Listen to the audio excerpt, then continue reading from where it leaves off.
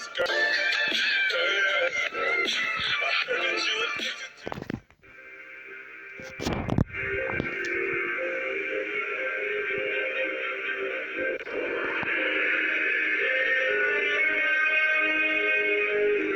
айдаһарды жайратып, біз жеңіске жеткен соң, мен қаһарман атандым.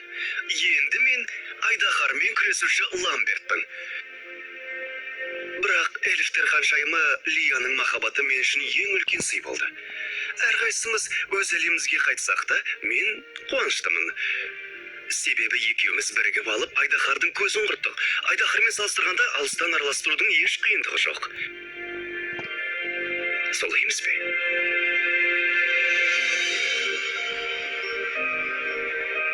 Эльфтер тағы.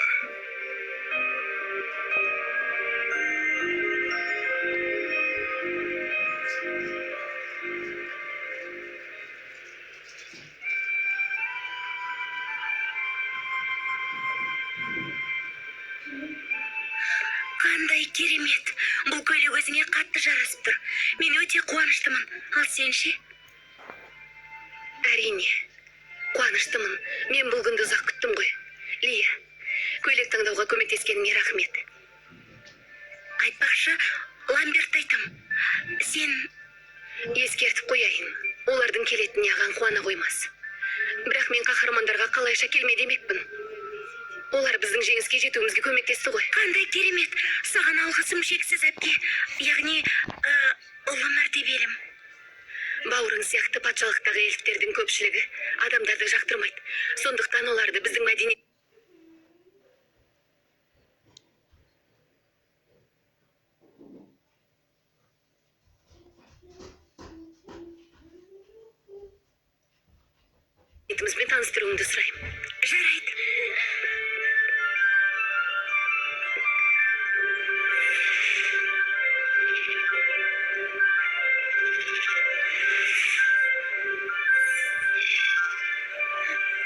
Ұша ғой, мұны Ламбертке жеткіз.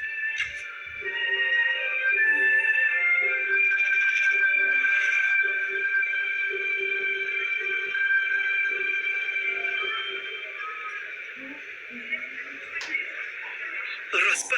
Сен мені мазақ етіп тұрмысың? Өзің соғып жасаған дүниеге 2 тиын ғана бересің бе? Бұл кәдімгі балта ғой. Есесіне, мұны айдаһардың көзін құртқан адам жасаған. Міне ал. Мұны Лия жіберді.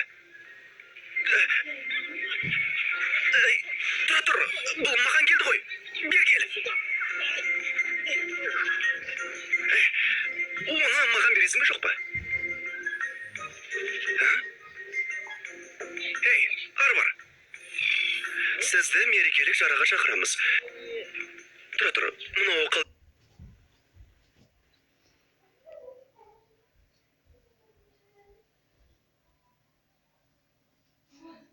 Оқылат. Эльфтер ханшайымы мен герцогтың үйлену тойына... Не? Ламберт пен оның жақындарын шақырамыз. Мүмкін емес. Мен эльфтерге қонаққа барам.